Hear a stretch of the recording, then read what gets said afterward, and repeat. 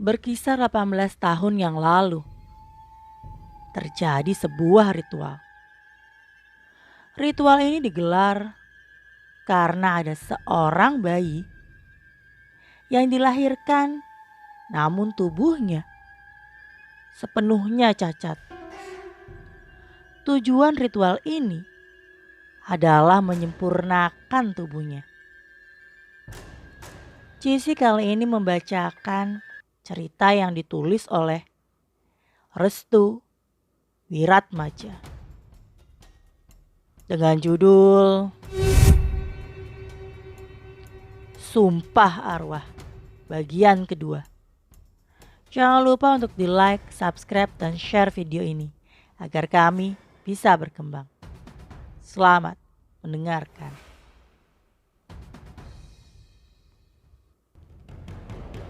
Nama-nama keluarga. Mbah Jamsuri memiliki 6 orang anak. Total keseluruhan anak-anak Mbah Jamsuri terbagi menjadi 2 bagian karena memiliki istri yang berbeda. Berikut nama-nama keluarga besar dari Mbah Jamsuri yang perlu diketahui dari istri pertama, yaitu Mbah Jamsuri dan Nyai Salimah. Basuki memiliki 2 orang anak. Dua-duanya cacat, bernama Mika dan Miko. Wardi memiliki seorang anak bernama Kardiman yang merupakan cucu kesayangan dari Mbah Jamsuri. Tangan kanannya cacat. Ratih memiliki 1 orang anak perempuan bernama Lestari. Mata kanannya buta. Sadali atau bapak memiliki 1 orang anak bernama Batara. Sedangkan dari istri kedua, yaitu Mbah Dewi, Mbah Jamsuri memiliki 2 orang anak saja. Keduanya antara lain Jumadi dan Jumari. 2 anak dari Mbah Jamsuri yang lahir dari rahim Mbah Dewi. Semuanya disembunyikan dari Mbah Dewi. Apa alasannya? Berkisar 18 tahun yang lalu, terjadi sebuah ritual kecil. Ritual ini digelar karena ada seorang bayi yang dilahirkan namun tubuhnya sepenuhnya cacat. Kedua bola matanya putih dan tidak bisa melihat. Tangannya berkelok dan cacat keduanya. Kakinya bengkok serta memiliki bentuk wajah yang sangat mengerikan. Pasangan suami istri beserta dengan Mbah Jamsuri ini melakukan ritual hutang sukma. Namun, Mbah Jamsuri dengan tegas mengatakan, anak ini harus menjadi pelayanku di hari terakhirku. Dia harus merawatku baik-baik sebelum kepalaku menyentuh tanah. Mati ora urip. Semua terdiam saat Kardiman mencium tanganku dengan tangan kiri. Aku melihat tangan kanannya cacat dan berbeda bentuknya dari tangan yang lain. Aku hanya bisa pasrah saat tatapan mata Kardiman menatapku dengan tidak biasa. Sukmamu ora sirno, ucapnya. Kardiman melepaskan tanganku. Dia berjalan menunduk ke belakang sebagai tanda penghormatan kepadaku. Atau mungkin sesuatu yang tidak aku lihat. Lalu kembali terduduk di kursi. Bapak dan ibuku tidak merespon apapun. Hanya saja mereka berdua tidak ingin jika Kardiman terlalu terobsesi denganku, hingga menyebutku sebagai wadah baru dari Mbah Jamsuri. Kardiman, nanti aku akan bicarakan lagi. Sepertinya keluarga kami memang ingin menutup diri. Jelas Bapak. Kardiman hanya tersenyum sejenak. Ia kembali menatapku dalam-dalam. Aku sempat merasa ada yang tidak beres dengan Kardiman. Aku tidak ingat tentang apa yang dikatakan oleh Kardiman. Apa mungkin Mbah Jamsuri pernah menimangku di waktu kecil? Atau itu hanyalah rayuan dan bujukan Kardiman agar aku bisa terpesona dengan segala perkataannya? Kamu mau kan jenguk eyangmu di hari penguburannya? Dia kangen sama kamu, Batara. Jelas Kardiman. Aku menatap bapak dan ibu. Pilihannya benar-benar berat. Aku tidak tahu apa yang harus aku putuskan. Akan tetapi bapak dan ibu sudah berpesan untuk tidak lagi menjenguk Mbah Jamsuri apapun alasannya. Aku tahu hatimu pasti gundah karena perkataan ibu dan bapakmu yang melarangmu untuk menjenguk eyang, ucap Kardiman. Aku melihatnya seakan-akan sedang memainkan pikiranku agar apa yang dia inginkan bisa terlaksana sesuai rencana. Tapi, apakah kamu tahu bapak dan ibumu ini memiliki hutang kepada Mbah Jamsuri hingga tidak bisa dibayar dengan apapun? Jelas Kardiman. Hutang? Hutang apa? Hutang sukma. Sukmamu itu adalah bagian dari pemberian Mbah Jamsuri. Karena di waktu kecil tubuhmu selalu sakit-sakitan. Bapak dan ibu langsung memasang wajah marah kepada Kardiman. Aku belum tahu apa maksud Kardiman terkait hutang yang dimaksud. Diman, teriak bapak. Cukup Diman, itu masalah yang sudah berlalu.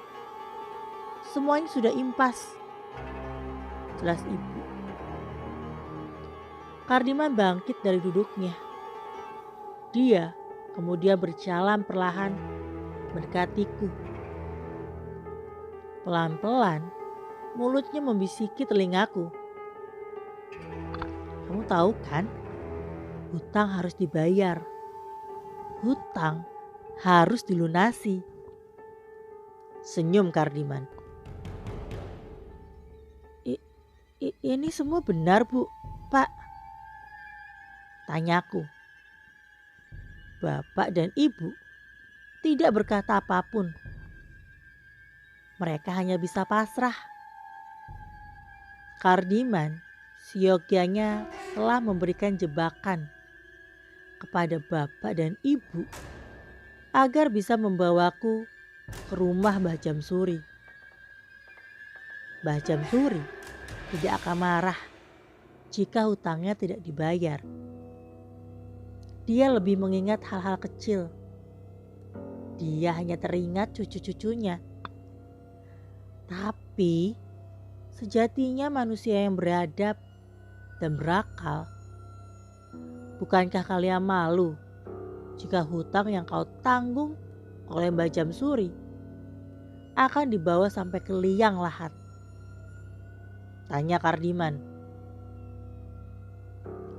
Perkataan Kardiman ada benarnya. Tapi buah dari perkataan itu membuat ibu semakin emosi. Dia bahkan ingin menampar wajah Kardiman jika mau. Kurang ajar kamu, Diman. Berani-beraninya mempengaruhi kehidupan anakku. Pergi kamu dari rumah ini, usir ibu. Kardiman tidak mundur sedikit pun. Dia malah kembali duduk sambil menunggu keputusanku. Tampaknya Kardiman tidak akan mengangkatkan kakinya dari rumah ini sebelum aku mengambil keputusan terkait tawarannya untuk menjenguk Mbah Jamsuri yang akan dikebumikan. Bagaimana Batara? Tanya Kardiman sekali lagi. Aku tidak bisa berbuat apapun. Hanya saja aku sangat kasihan dengan ibu dan bapak. Berkali-kali ibu memberikan tanda dengan menggeleng-gelengkan kepalanya. Bapak juga menahan tangannya agar memintaku untuk tetap berada di rumah. Hutang keluargamu akan lunas jika hanya dirimu yang datang ke rumah Eyang. Aku pastikan aku tidak akan kembali lagi ke rumah ini untuk meminta bantuan. Jelas Kardiman. Aku tahu maksud dan tujuan Kardiman. Jika memang dia ingin menjadikanku sebagai wadah selanjutnya dari entitas yang dahulunya berada di dalam tubuh Mbah Jamsuri, maka aku meneruskan yang sudah dijalankan oleh Mbah Jamsuri. Aku melangkahkan kaki dan mendekatkan tubuhku ke pelukan ibu dan bapak. Sembari memeluk, aku membisiki keduanya. Aku akan lunaskan hutang bapak dan ibu yang masih mengendap di tubuh Eyang. Aku pastikan aku akan menyelesaikan masalah ini, jelasku. Ibu langsung menekan pundakku. Dia kemudian berkata pelan, "Nak, kamu boleh menjenguknya. Asalkan kamu jangan ikut dia sampai ke pemakaman. Bapak dan ibu akan ikut serta menuju ke sana," jelas ibu. Aku mengangguk paham. Bapak dan ibu ingin menjagaku. Apalagi kami semuanya tahu niat busuk dan jahat yang sudah tercium lewat perkataan dari Kardiman. "Jadi bagaimana?" tanya Kardiman. "Kami sekeluarga akan ikut," jawabku dengan tegas. Akhirnya anak terakhir dari Mbah Jamsuri kembali ke rumah. "Gak kangen rumah toh Pak Le?" senyum Kardiman. Senyuman Kardiman menjadi penutup dari perdebatan.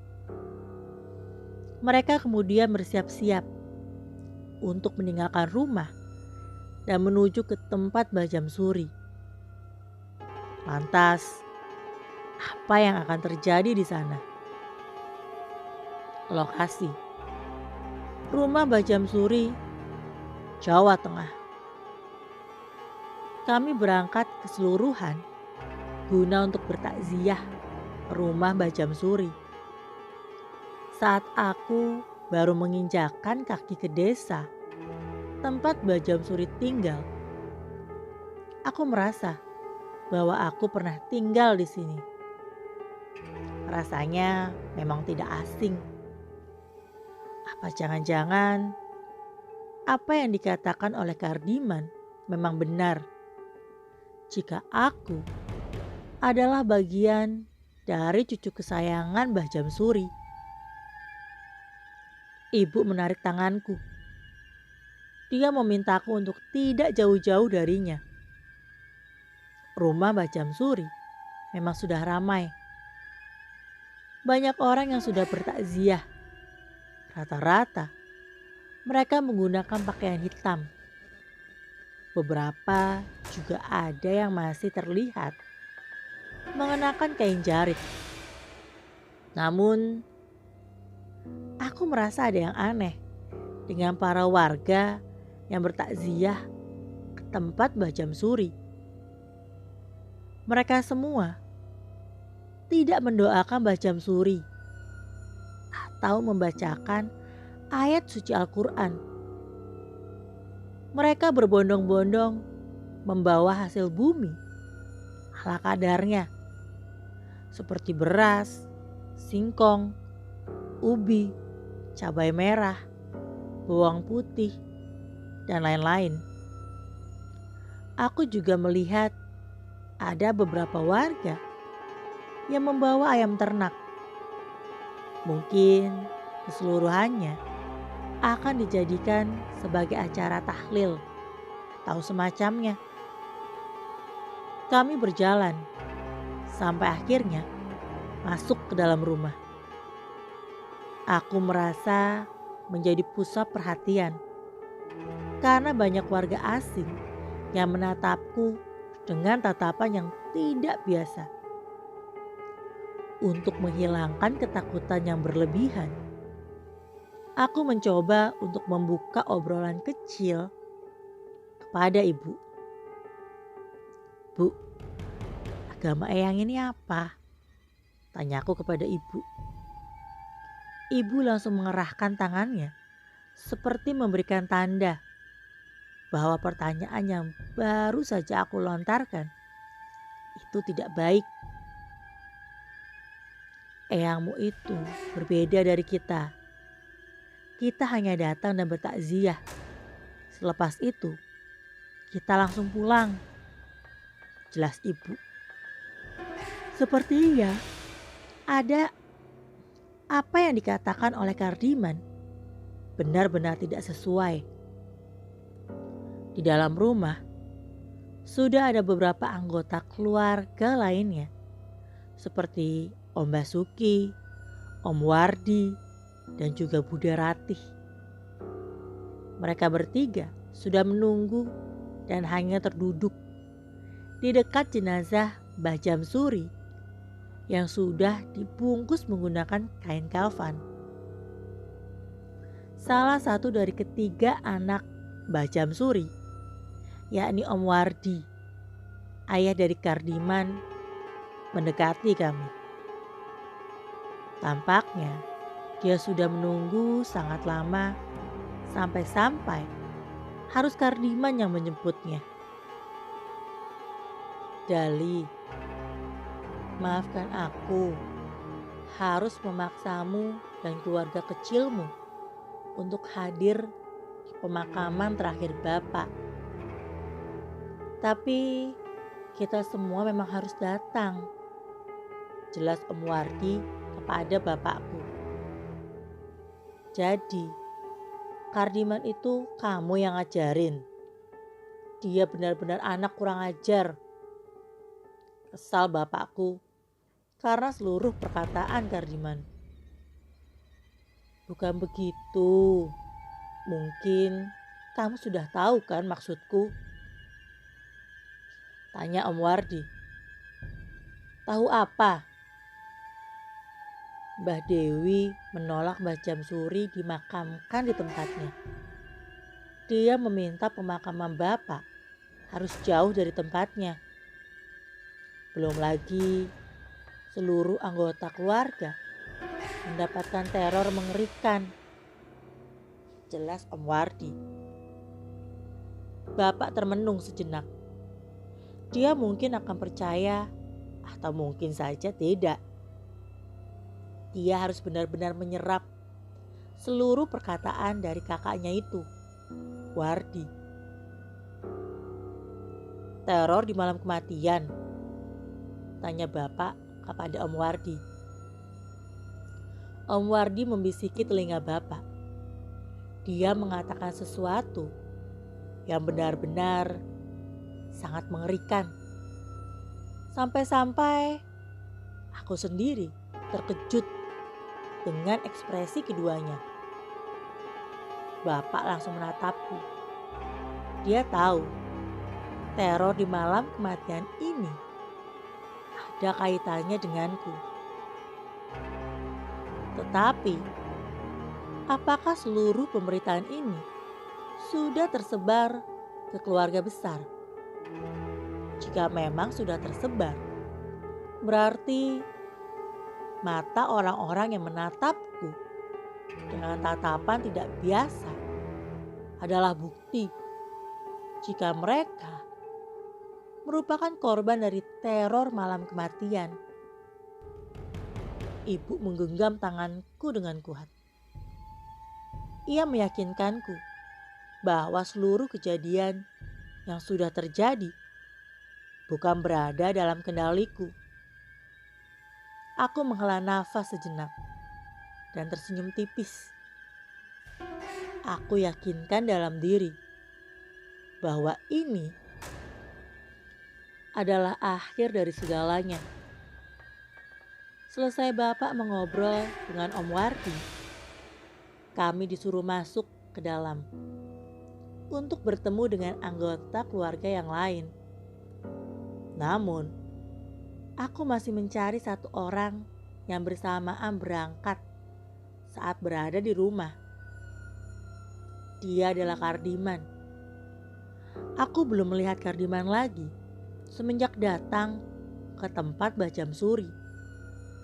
Pikirku, mungkin Kardiman sedang menyiapkan sesuatu untuk pemakaman Mbah Jamsuri. Di dalam rumah Mbah Jamsuri, aku melihat ada seorang wanita yang buru-buru mendatangi ibuku, lalu membisiki sesuatu. Aku samar-samar mendengar bisikannya. "Cepat masuk," ucapnya. Aku dan ibuku masuk lebih dalam, melewati keramaian para warga dan beberapa anggota keluarga di sana. Mereka tampak tidak terlalu memperdulikan kami. Kami akhirnya terus masuk ke dalam. Sampai tibalah di sebuah ruangan tempat keluarga dari anak-anak Mbah Jamsuri berkumpul.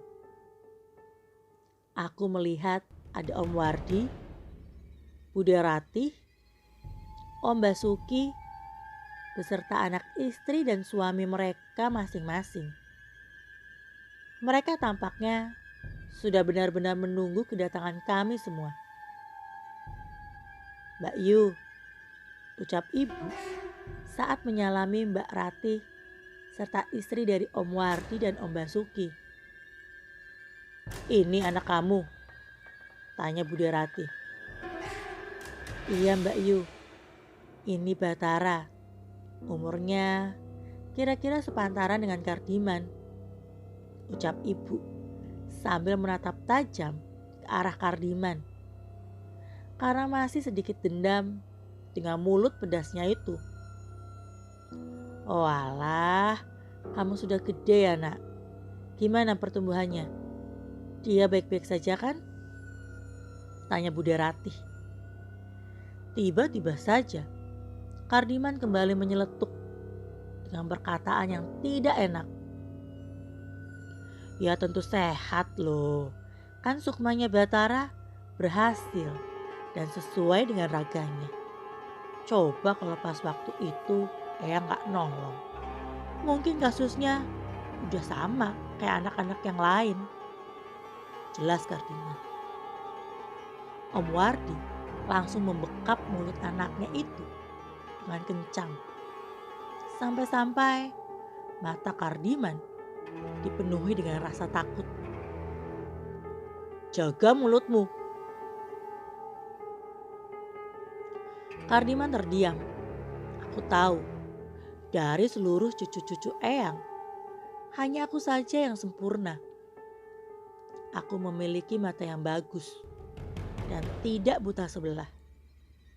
Aku memiliki tangan yang normal dan berurat, serta terbilang sempurna. Pendengaranku baik. Telingaku juga masih bisa mendengar. Mulutku sangat lancar jika berbicara.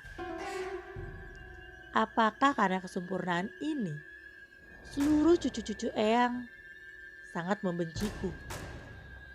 Lastri, anak dari Budi Rati, melihatku dengan tatapan yang tidak biasa.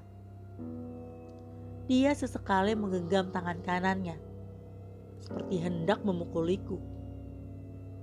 Kardiman, anak dari Om Wardi, cucu kesayangan dan orang yang merawat Eyang.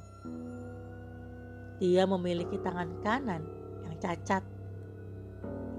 Baginya, kesempurnaan yang dimiliki olehku adalah hasil dari hutang sukma yang dahulu kala pernah dilakukan oleh Eyang kepadaku. Hanya saja, ibu dan bapak memilih untuk diam. Mereka tidak ingin berkata apapun. Mereka menganggap bahwa kejadian di masa lalu adalah keputusan yang tidak bisa terulang lagi. Sudah, ucap Budi Rati. Budi Rati dengan tegas meminta kepada semua keluarga dari Mbah Jamsuri untuk tidak lagi mempermasalahkan masa lalu yang sudah terselesaikan. Kardiman, apa kamu pantas bicara seperti itu di hadapan Batara? Tanya Bude. Tidak, Bude. Cepat, minta maaf. Kardiman menghampiriku. Dia kemudian menarik tanganku dan menyalaminya. Dia meminta maaf kepadaku atas ucapan yang selama ini dilontarkan. Setelah meminta maaf, Kardiman berjalan ke arah ibunya. Dia tahu kesalahannya membuat anggota keluarga yang lain sangat kecewa karena tutur kata yang tidak dijaga. Bapak langsung masuk ke intinya. Dia menanyakan, apa tujuan seluruh keluarga dikumpulkan semua? Jadi, apa tujuan dari kalian? Tanya bapak kepada Budi Rati, Om Wardi, dan Om Basuki. Begini, ucap Om Wardi. Aku saja yang ngomong, jelas Om Basuki yang lebih dulu maju. Silahkan Mas. Aku jelaskan sejujur-jujurnya. Dari seluruh keluarga yang ada, sebenarnya kami tidak ingin turut campur akan pemakaman Bapak Dali. Tapi kamu tahu kan, dari seluruh anggota keluarga, tidak ada yang mau menjaga Bapak saat berada di rumah sakit, kecuali Kardiman, anak dari Wardi. Kita di sini terkumpul untuk melakukan bakti terakhir, yaitu menguburkan jenazah. Aku minta anakmu juga turut serta dalam penguburan ini. Jelas Om Basuki. Tidak, aku tidak ingin anakku tersangkut dalam hal ini. Jangan egois, Dali. Kamu juga bagian dari orang yang ikut kan? Walau kamu bukan lagi menjadi bagiannya. Tapi kamu harus tetap bertanggung jawab. Tambah Om Basuki. Aku bingung. Apa yang dimaksud oleh mereka berdua? Apakah bapakku juga termasuk orang-orang yang pernah menjadi bagian dari Eyang? Mas Basuki, aku sudah bilang, Yang lalu biarlah berlalu. Aku lakukan demi anak dan istriku. Sedangkan kalian melakukan demi keinginan kalian sendiri kan? Bapak meninggikan suaranya. Om Basuki hanya menggeleng-gelengkan kepala. Dia tahu, tugas dari seorang bapak adalah melindungi keluarga. Apa yang sedang dilakukan oleh bapakku adalah bertujuan untuk melindungiku dan ibu. Karena keadaan sudah semakin memanas, Om Wardi langsung mendekati bapak dan membongkar seluruh rahasia yang selama ini ditutupi oleh bapak. Dali, ritual hutang sukma yang kamu lakukan itu demi anakmu agar tidak seperti anak-anak yang lain kan? Kamu lihat tangan Kardiman, lihat mata dari Lastri, lihat bentuk tubuh dari Mika dan Miko. Mereka semua adalah bagian dari apa yang kamu lakukan. Kamu lakukan ritual itu bersama dengan bapak dan istrimu juga kan? Kamu melakukannya di rumahmu kan? Di sebuah ruangan yang tidak pernah dimasuki oleh anak-anakmu, bahkan seluruh saudara-saudaramu yang lain. Apa aku harus membongkar semuanya? Tanya Om Wardi. Sebenarnya, ini apa Pak? Tanya aku saat mengetahui banyak fakta yang selama ini disembunyikan oleh keluargaku. Bapak mendekatiku. Dia berupaya penuh untuk memahami maksud dari perkataan Om Basuki. Nak, kamu tidak perlu tahu ini. Kamu tidak perlu dengarkan perkataan mereka. Sekarang, ayo kita tinggalkan tempat ini. Jelas Bapak. Bunda Ratih kemudian menghalangi langkah kami. Dia membentangkan kedua tangannya, seolah-olah memblokade jalan kami untuk pergi dari rumah ini. Sudah hampir gelap, Dali. Kamu tidak kasihan. Bapak kedinginan. Dia harus dikuburkan secepatnya. Kami semua meminta anakmu untuk menguburkan Bapak. Mas Wardi dan Mas Basuki ikut serta dalam penguburan ini. Tapi kita tidak akan menguburkannya sebelum dia datang. Jelas Bunda Ratih. Apalagi Ratih? Bapak sangat sayang sama cucu-cucunya. Tapi tidak dengan anak-anaknya kan? Itu karena Bapak lebih menyayangi istri keduanya dibanding dengan ibu. Kita harus menunggu kedatangan Mbah Dewi. Jelas Bunda Ratih. Bunda Ratih tidak mau jasad Mbah Jamsuri dikubur sebelum Mbah Dewi datang. Karenanya dia sudah berusaha untuk mengirimkan orang-orangnya untuk mengundang Mbah Dewi. Kan tetapi sampai sekarang belum ada jawaban. Lokasi rumah Mbah Dewi, perbatasan daerah. Mbak Dewi melihat sebuah mobil berwarna hitam sudah terparkir di halaman rumahnya. Mbak Dewi yang saat itu sedang menyapu halaman harus menghentikan pekerjaannya. Dia kemudian meletakkan sapu dan terdiam sebentar untuk melihat siapa tamu yang berada di dalam mobil itu. 3 orang pria berbadan besar keluar dari mobil tersebut. Mereka semua adalah orang-orang suruhan dari Bunda Ratih. Mbak Dewi, tanya salah satu dari ketiganya. Kalian ini siapa? Mbak Dewi harus menuju ke rumah Bapak. Kami disuruh oleh Mbak Ratih untuk jemput Mbak Dewi. Mbak Dewi langsung berjalan perlahan menuju ke dalam rumahnya. Dia berniat untuk kabur dan tidak ingin menemui ketiga orang suruhan dari Budarati. "Tunggu Mbah, tunggu. Kami belum selesai bicara," ucap salah satu dari mereka sambil menahan tangan Mbah Dewi. Mbah Dewi memberontak. Dia mencakar dan melepaskan tangan seorang pria yang mencoba menghalanginya. Namun tetap saja, tangan dari pria lain menghalangi Mbah Dewi yang ingin masuk ke dalam rumah. "Lepaskan! Aku gak mau lagi ada urusan sama Jamsuri. Lepaskan tanganku." Mbah Dewi berhasil dicekal. Salah seorang pria itu menodongkan pisau tepat di leher Mbah Dewi.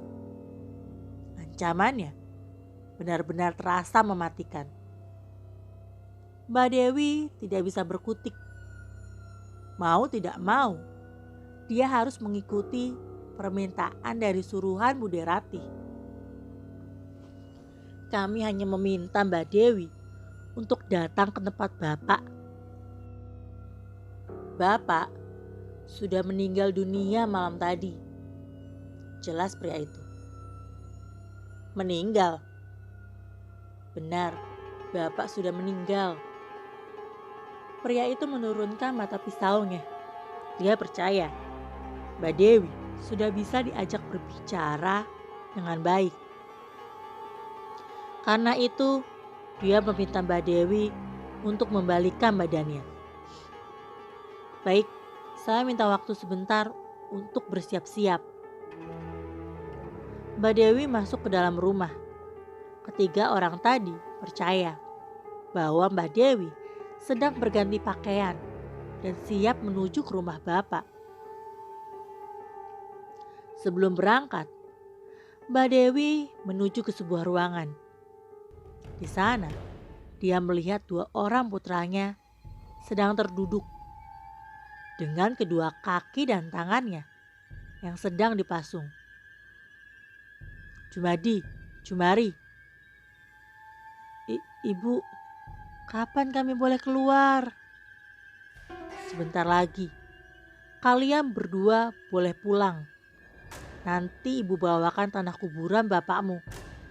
Kamu harus memakannya agar bisa sembuh," jelas Mbak Dewi. Mbak Dewi langsung bersiap dan mengganti seluruh pakaiannya. Dia tahu banyak orang yang sudah menunggu kehadirannya. "Ayo berangkat." Lokasi rumah Mbah Jamsuri menuju gelap. Sudah hampir gelap. Sebentar lagi waktu surup akan datang. Para keluarga segera menyalakan satu persatu lampu. Mereka mengitari setiap ruangan milik Mbah Jamsuri. Aku hanya terkejut saat mendapati rumah sebesar ini hanya satu orang saja penghuninya. Apa alasan anak-anaknya tidak mau tinggal bersama dengan Mbah Jamsuri? Aku menyalakan tiap lampu di beberapa kamar saja bersama dengan ibu. Aku melihat-lihat seluruh interior rumah milik Mbah Jamsuri yang disebut-sebut sangat mewah. Aku belum pernah datang ke sini lagi, kecuali saat masa kecil. Itu pun sudah sangat lama sekali. Kira-kira sudah hampir 15 tahun yang lalu. Terhitung dari umurku sekarang. Tapi aku belum tahu kapan terakhir ibu dan bapakku datang ke rumah Eyang. Terakhir kali ibu sama bapak ke rumah Eyang kira-kira kapan? Kenapa kamu nanya hal ini? Aku mau tanya saja. Soalnya aku sudah gak inget apa-apa lagi. Ibu sama bapak gak pernah main lagi ke rumah ini. Kami berdua akhirnya berjalan ke ruangan terakhir. Ruangan ini berbeda dari ruangan yang lainnya. Di ruangan ini tidak ada lampu sama sekali dan tidak dialiri listrik. Ibu membuka pintu ruangan tersebut. Ruangannya sama seperti kamar. Ada tempat tidur dan satu cermin di sana. Ibu menyalakan lilin. Namun, batang korek api yang dinyalakan selalu mati. "Kok matian terus?" ucap ibu. Aku perlahan-lahan menatap ke arah tempat tidur. Aku seperti merasa ada yang tidak beres dengan penglihatanku sekarang. Mataku menatap sosok bayangan hitam sedang duduk di sana dengan kepala menunduk. "Bu," ucapku. "Sebentar, ibu lagi nyalain lilin." Semakin jelas, aku melihat bayangan hitam itu menggerakkan kepalanya lalu menatapku. Dua bola matanya terjatuh. Wajahnya meleleh seperti terbakar. Tangannya hendak menggapai tubuhku. Dari mulutnya keluar kalimat yang sudah pernah aku dengar sebelumnya. "Muteh, muteh, muteh." Aku langsung berteriak ketakutan. Sampai-sampai ibu terkejut dan lilin terjatuh ke lantai dan menggelinding hingga ke bawah amben. Ibu berniat untuk mengambilnya, namun aku melarangnya. Benar saja, lilin yang tadinya berada di bawah amben tiba-tiba dikembalikan lagi ke arah ibu dengan cara yang sama, yaitu digelindingkan. Aku dan ibu langsung bergerak mundur. Kami berdua merasa ada yang tidak beres dengan ruangan ini. Akan tetapi, pintu tiba-tiba tertutup dengan kencang. Aku dan ibu langsung berlari ke arah pintu. Kami menggedor-gedor pintu dengan sangat keras, berharap ada yang ingin membukakan pintu. Kami berteriak sekencang-kencangnya. "Bukakan pintu, tolong!" teriakku. "Mas, tolong mas!" teriak ibu. Tiba-tiba pintu terbuka saat ada orang lain yang membukakannya dari luaran. Ternyata orang itu adalah Bude Ratih. Dia membawakan 2 gelas kopi hitam di nampan. "Kalian sedang apa di sini?" tanya Bude Ratih. "Bude, Mbak Yu, tadi..." Sudah, kalian tunggu di luaran saja. Biar aku saja yang nyalain lilinnya di ruangan ini, ucapnya. Aku dan ibu menunggu di luar. Kami berharap tidak ada kejadian aneh yang menimpa Bude Ratih. Dan memang benar saja, Bude Ratih keluar sambil membawa nampan. Dia keluar dengan senyuman tipis. "Ayo, kita ke ruangan depan. Ruangan ini memang cukup unik. Kadang kita bisa terkunci kalau nggak ada yang jaga di luar. Tapi lupakan saja, sebentar lagi Mbah Dewi datang," jelas Bude Ratih. Aku dan ibu masih belum percaya dengan hal yang baru saja terjadi. Walaupun memang begitu, ibu merasakan ketakutan yang luar biasa. Apa mungkin ada entitas lain hingga membuat ibu ketakutan? Lokasi tempat penguburan. Di tempat yang berbeda, dua orang warga sudah menggali tanah kuburan. Mereka juga merupakan suruhan dari Bude Rati untuk memberikan tempat kubur yang jauh dari rumah serta terpisah dari pemakaman umum. Halah, kok lama banget ya? Ucap salah seorang tukang gali kubur. Kamu ini gimana? Mbah Jamsuri itu kan banyak anggota keluarganya. Tengok aja rumahnya yang besar itu. Keluarganya masih banyak yang ada di luaran sana. Tapi ngomong-ngomong ya, ada apa? Aku dapat omongan dari banyak warga. Katanya, Mbah Jamsuri gak akan dikubur sebelum istri keduanya hadir. Kamu tahu kan, Mbah Jamsuri itu punya 2 orang istri. Tanya temannya. Aku tahu, tapi kenapa mesti nungguin penguburan sama istri yang kedua dulu? Apa karena dia yang megang seluruh warisan? Tanya lagi tukang kuburan kepada temannya. Ngaco kamu. Seluruh anak-anak dari Mbah Jamsuri itu kaya-kaya. Gak ada yang miskin kayak kita ini, yang cuma jadi tukang gali kubur. Terus kenapa? Katanya istrinya yang kedua itu punya 2 orang anak, tapi disembunyikan keberadaannya.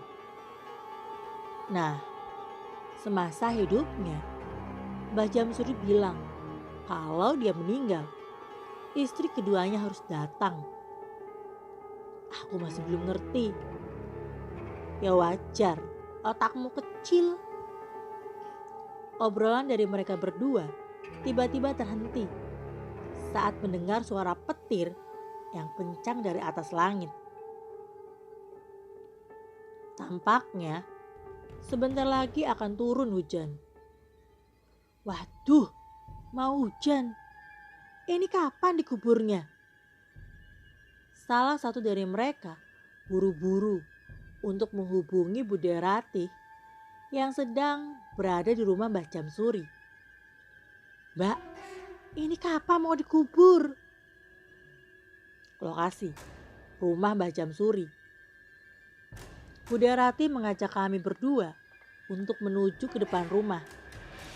Aku melihat seluruh anggota keluarga benar-benar sudah berkumpul. Bapak dan yang lainnya sudah siap. Mereka semua berdiri di dekat jenazah yang hanya dibaluti kain kafan. Aku tidak tahu kapan Mbah Dewi akan datang, apalagi waktu gelap akan tiba. Sangat disayangkan jika penguburan ditunda terlalu lama. Tiba-tiba handphone milik Bude Rati berbunyi. Ada seseorang yang menghubunginya di saat-saat keadaan sudah semakin genting. Halo, iya sabar, sebentar lagi dia akan datang dan Bapak bisa langsung dikuburkan. Lokasi penguburannya sudah jauh dari rumah-rumah warga kan? Dan jauh dari pemakaman warga. Tanya Bude Rati. Aku terkejut mendengarnya. Mengapa Eyang akan dikuburkan di lokasi yang jauh dari pemukiman warga dan pemakaman umum?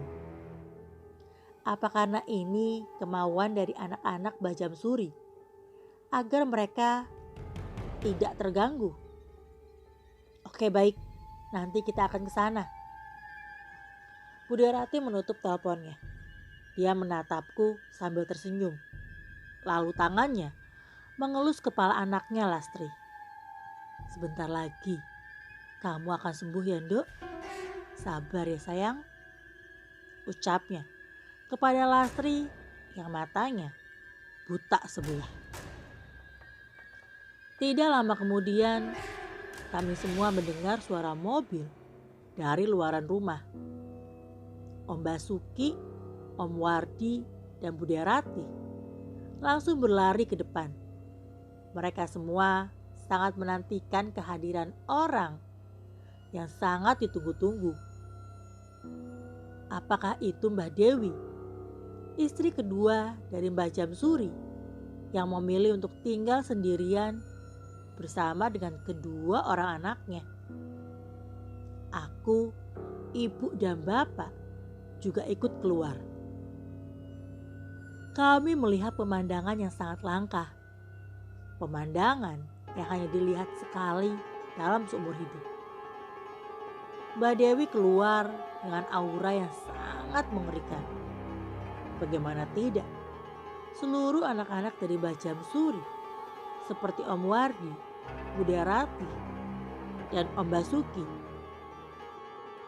mereka semua menundukkan badan seolah-olah sedang melakukan penghormatan kepada ibu tirinya.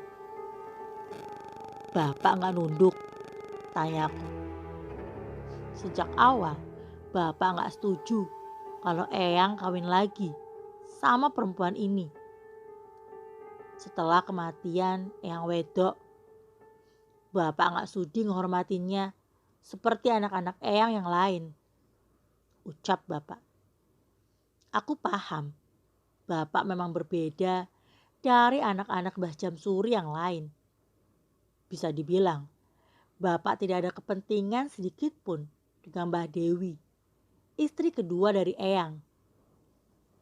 Mbah Dewi perlahan masuk ke dalam rumah dan menghampiri kami. Dia menatap wajah bapak sambil tersenyum tipis. Sadali, kamu sudah besar. Anakmu juga tumbuh sempurna, ucapnya sambil menatap Bude Rati dan yang lainnya. Terima kasih sudah datang kemari, Bu. Namanya Batara. Dia anakku satu-satunya. Namanya bagus sekali. Aku penasaran, apakah dia mau berteman dengan Jumadi dan Jumari? Senyumnya. Mbak Dewi masuk ke dalam rumah sambil diikuti dengan anak-anaknya yang lain. Masih teringat perkataannya bahwa Jumadi dan Jumari adalah dua anak dari Mbah Dewi hasil perkawinan dengan Mbah Jamsuri.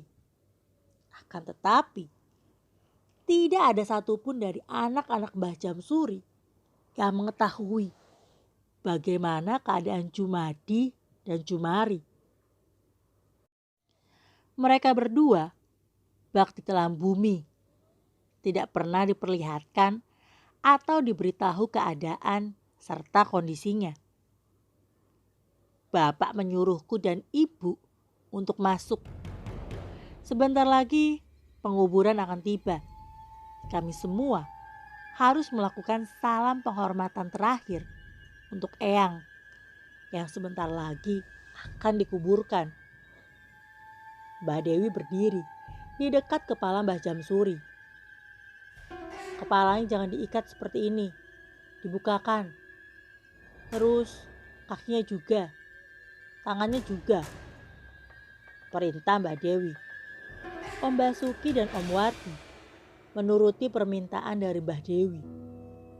Dia membuka ikatan kaki, tangan, dan juga kepala.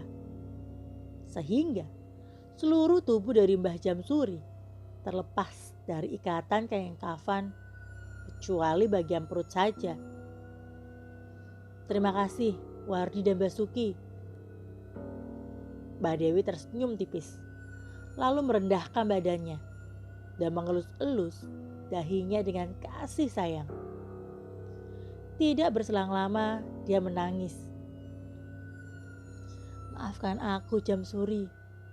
Aku baru menjengukmu di akhir hayatmu. Aku harap Jumadi dan Jumari bisa melihat wajah bapaknya di detik-detik kematiannya. Jelas Mbak Dewi. Bude Rati mendekati Mbak Dewi lalu memeluknya. Rasa sedih yang mereka perlihatkan seperti rasa sedih yang dibuat-buat. Aku justru melihat kebohongan yang terjadi pada keduanya. Mereka tampak berpura-pura sedih agar mengira bahwa simpati dan empati yang mereka berikan dapat menyentuh seluruh orang yang menyaksikannya. "Ibu, maafin Bapak ya," ucap Budiarati kepada Mbah Dewi. "Bapakmu sudah kumaafkan. Aku harap sebentar lagi semuanya akan selesai. Segala kecacatan diberikan kesempurnaan. Amin." Mbak Dewi bangkit dari duduknya. Dia menghempaskan rasa sedihnya dengan kain yang dia keluarkan dari tasnya. Ia kemudian menatap Mbak Suki. "Kerandanya sudah siap?" tanya Mbak Dewi kepada Mbak Suki. "Sudah, Bu. Kerandanya sudah kami siapkan sendiri. Kami gunakan keranda milik Bapak yang sudah disiapkan dari jauh-jauh hari. Bawakan ke sini." Aku lagi-lagi tidak percaya. Untuk apa Eyang menyiapkan keranda sendiri? Kenapa dia sangat membedakan seluruhnya? Mulai dari pemandian yang dilakukannya sendiri sebelum kematian. Lalu penguburan yang harus jauh dari pemukiman dan pemakaman warga. Serta keranda yang berbeda yang ternyata sudah disiapkan sendiri. Om Wardi dan Om Basuki membawa keranda yang bertutupkan kain hitam sepenuhnya. Aku lagi-lagi tak percaya. Keranda ini berbeda dan sangat berbeda dari keranda pada umumnya. Aku hanya terdiam saja. Aku tidak banyak komentar. Mungkin ini alasan ibu tidak menjawab terkait agama yang dianut oleh Eyang. Sebentar lagi waktu akan gelap. Jadi cepat bawa jenazahnya ke dalam. Tiba-tiba seluruh lampu mati. Kami semua terkejut karena saat Om Wardi dan Om Basuki ingin membawa jenazah Mbah Jamsuri, segala penerangan di rumah yang sangat besar ini benar-benar padam. Aku tidak bisa melihat apapun. Semuanya gelap. Budiarati berniat untuk mengambil handphonenya sebagai pencahayaan. Tiba-tiba dihentikan oleh tangan Mbah Dewi. "Jangan nyalain." Benar saja. Aku mendengar sesuatu dari tempat Mbah Jamsuri. Aku mendengar ada seseorang yang terbangun, lalu berjalan perlahan ke arah keranda sambil menyebutkan kalimat "Muteh, muteh, muteh, muteh." Aku benar-benar merinding karena suara tersebut. Aku menggenggam kuat tangan ibu. Ingin rasanya lari dari tempat ini. Tapi ibu menyuruhku untuk tetap diam dan menyelesaikannya dengan tutup mulut, seolah-olah tidak melihat apapun. Aku harus menahan rasa takut sampai-sampai ingin rasanya menangis karena seluruh keluarga tidak boleh ada yang bergerak. Tidak boleh ada yang bicara. Tidak boleh ada yang berkata apapun. Mereka semua harus menjadi patung dan seolah-olah tidak melihat apapun yang sedang terjadi. Mereka harus menjadi patung saat jasad Mbah Jamsuri terbangun dari tempat dia dibaringkan. Lalu berjalan menuju ke arah keranda bertutupkan kain hitam dan masuk sendiri ke sana. Muteh, muteh. Bunyi keranda yang dibuka penutupnya sudah terdengar. Berarti Mbah Jamsuri sudah berada di dekat keranda. Aku tidak tahan lagi untuk bergerak. Perlahan-lahan penutup keranda itu tertutup lagi bersamaan dengan terbaringnya jasad Mbah Jamsuri yang memasukkan tubuhnya ke dalam keranda sendiri. Dan akhirnya seluruh lampu di ruangan menyala. Aku melihat dengan mata kepalaku sendiri bahwa jasad dari Mbah Jamsuri sudah menghilang. Berarti apa yang baru saja terjadi itu benar-benar adanya. Ibu dan bapak saling menatap satu sama lain. Mereka berdua merasa ini bukan lagi dikendalikan oleh nalar manusia. Ini seutuhnya benar-benar terjadi atas sesuatu hal yang tidak bisa diperkirakan. Mbah Dewi perlahan berjalan ke arah keranda dengan bertutupkan kain hitam. Dia kemudian mengintip secara perlahan untuk memastikan bahwa jasad Mbah Jamsuri benar-benar sudah ada di dalam keranda. Akan tetapi, saat dia mengintip perlahan, tiba-tiba dia terkejut dan langsung menatap Om Wardi dan Om Basuki. "Wardi, Basuki, bapakmu ngilang." "Hah? Bapak hilang? Bukannya tadi bapak masuk ke dalam keranda?" tanya Budarati. Mbah Dewi melihat langkah kaki basah di lantai menuju ke arah belakang rumah.